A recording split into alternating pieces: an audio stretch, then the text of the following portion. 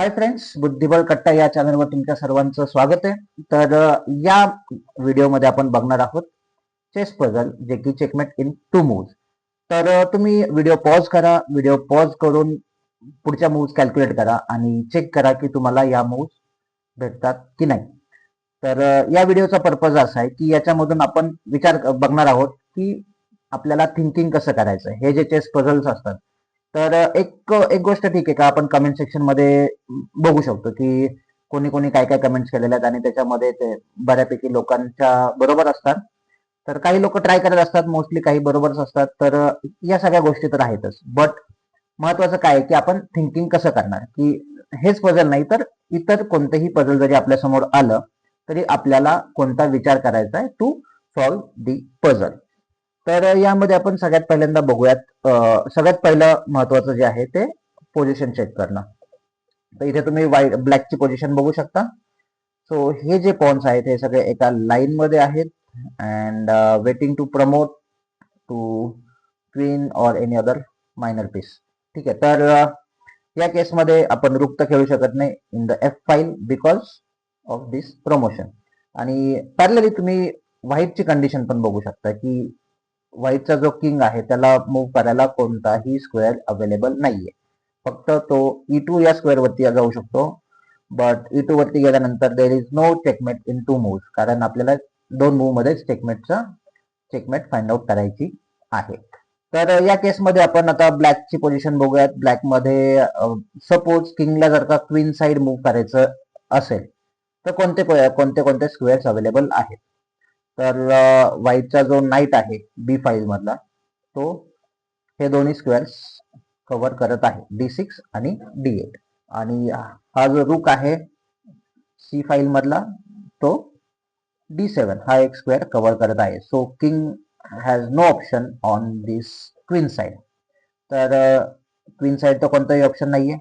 तर मग किंगला खेळायला बाकी चान्स कुठे आहे. सो किंग साइडला जर का गेला तर हा जो स्क्वेअर आहे F8, तर तो कव्हर केलेला आहे नाईटने. सो नाईट F8 आणि F6 हे दोन स्क्वेअर्स कव्हर करतो. तर मग किंग कुठे जाऊ शकतो. एक मूव्ह आहे F7. किंग F7 नंतर गेल्यानंतर तिथून पुढे किंगला जायला जी फाईल मधले स्क्वेअर्स अवेलेबल आहे. सो फर्स्ट थिंग की आपल्याला किंगला जाण्यासाठी जे काही स्क्वेअर्स अवेलेबल आहेत ते आपल्याला ब्लॉक करायचे. तर इथे तुम्ही बघू शकता की किंगला जाण्यासाठी ही जी फाईल पूर्ण अवेलेबल आहे. सो व्हाईट कडे एक ऑप्शन राहतो ही फाईल ब्लॉक करण्यासाठी, that is rook to G1. Rook to G1 नंतर ही फाईल तर पूर्ण ब्लॉक झालेली आहे. आणि ब्लॅक कडे ऑप्शन्स काय आहे. किंग तर इथे जाऊ शकत नाही, क्वीन साइडला तर कोणताही स्क्वेअर अवेलेबल नाहीये. So black has only option king to F7. ठीक आहे. आता किंग टू F7 नंतर तुम्ही बघू शकता की या कोणत्याही फाईल मध्ये तर ब्लॅक जाऊ शकत नाही. तो ब्लॅकला एकच ऑप्शन आहे, गोइंग टू दिस स्क्वेअर. ठीक आहे. तर आता आपल्याला अशी मूव्ह फाइंड आउट करायची आहे जो की हा स्क्वेअर पण कव्हर करेल आणि किंगला पण चेक भेटेल. If we play knight to D8, किंगला तर याने चेक बसेल, but king has the option to move to E8. तर याच्यामुळे ही प्रॉपर मूव्ह नाहीये. So there is one more move. आपण इथून रुकने तर चेकमेट करू शकत नाही, या रुकने पण चेकमेट करू शकत नाही बिकॉज हे हा स्क्वेअर अनडिफेंडेड आहे. So there is one more move, knight to D6. So knight to D6 इथे तुम्ही बघू शकता चेकही आहे आणि हा जो स्क्वेअर आहे एस्केपिंग स्क्वेअर E8 तोही कव्हर झालेला आहे. सो इथे बघू शकता इट्स अ ब्युटिफुल चेकमेट, कारण किंगला जायला कोणतीही स्क्वेअर जागा अवेलेबल नाहीये. कारण F फाईल मधले दोन्ही स्क्वेअर्स हे नाईट कव्हर करतो आणि जी फाईल रुक कव्हर करतो.